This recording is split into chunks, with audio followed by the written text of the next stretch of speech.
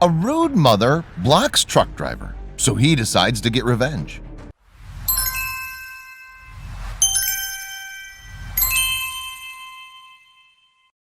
Construction workers are known to work long hours and tend to be severely underappreciated. It's a thankless job, but a necessary one, and it would do most of us some good to tip our hats to these hardworking men and women every once in a while. However, for some people, their world simply revolves around themselves. Recently, a construction worker who goes by the name of BBQ LUNCH posted on Reddit an experience he had with a very rude woman and how he got revenge in the very best possible way. You won't believe this story. The construction worker posted that he was working as the foreman on a new housing project, and the location was quite odd because the house was 250 feet up a hill with access via a footpath only. This created a lot of work for the construction crew since all their equipment had to be brought up by hand. Thankfully, one of the saving graces of this inconvenient situation was there were 2 parking spots at the bottom of the hill with no parking signs. This would allow deliveries and materials to be brought up the hill easier. Unfortunately, there was one small problem. There's an elementary school about a half block away, and the parents of children seem to regularly, at least twice a day, think it's okay to park in our spots, the construction worker posted. Now, I consider myself a reasonable person, so if someone's parked in the spots and we don't have a delivery or need to park a truck, I'll let it go. If we need the spot and there's someone parked there, however, I will ask them to move nicely, and most of the time they do so immediately. Until now. On the day of the job, the construction worker received a call from his lumber delivery truck that was on its way to the building site. He mentioned he'd be arriving in roughly 3 minutes, so the worker quickly made his way down the hill to make sure there was a place to park. Posting on Reddit, he explained he was carrying all the material to frame the roof of our house, which is a lot of really big lumber and will take easily an hour to bring up the hill. So naturally, I didn't want him parked in the middle of the street with his hazards on for an hour when we have a perfectly good parking spot for him. As the worker approached the bottom of the hill, he noticed a school parent was sitting in her car in one of the spaces. Assuming she was waiting to pick up her kid, he walked up to the vehicle and politely made her aware that she was parked in a no parking zone. To say the worker was shocked by her response would be an understatement. Refusing to move, she said, "I'll just be a few minutes, and your truck isn't here. Take a chill pill, dude." We're thinking it's not the construction worker who needs to take the chill pill.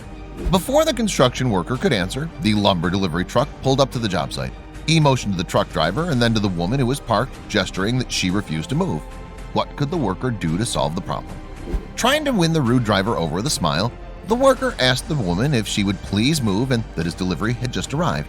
He reiterated that she was in a tow-away zone and they needed the parking space. Her response was surprising and infuriating.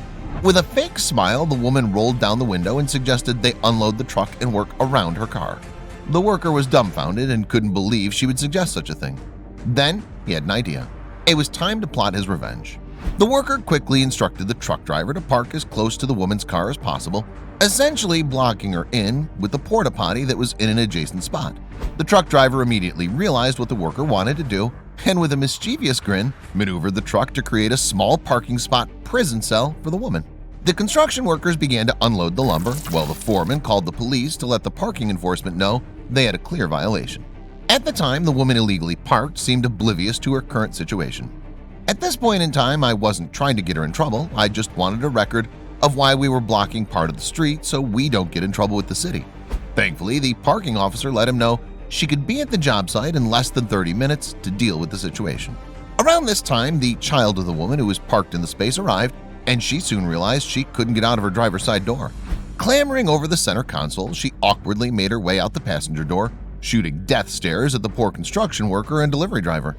Of course, the situation was only going to get worse. The woman soon realized that she had no way of getting out of the parking spot and couldn't leave.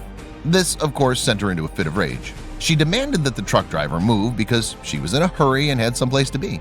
Unfortunately for her, that simply wasn't going to happen. At this point, the truck driver intervened, explained to the woman that there were rules that needed to be followed. "Ma'am, in order to unload the lumber on the truck, we had to unstrap it, and per our company policy, I'm not allowed to move the truck with an unsecured load on it. Sorry," he informed her. Triggered by the truck driver, the woman flew into a rage and jumped back into her vehicle. At this point, the construction worker noticed the police officer had arrived but chose not to alert the woman, who was now preparing to make a very bad decision. She slammed the car into reverse, knocking over the porta potty, and then drove up onto the curb in an attempt to maneuver out of the space and around the lumber truck. Of course, this didn't work, and the car got stuck. Screaming obscenities at the top of her lungs, the woman struggled to back the car off the curb. At this time, a shocked police officer walked up to the vehicle and demanded the woman out and told her to sit on the curb. The officer called in for a second unit to help contain the irate woman and slapped her in handcuffs. It seemed justice was about to be served. In the end, the construction worker would have the last laugh. The woman was arrested and charged with child endangerment, reckless driving, destruction of property, and driving on a suspended license.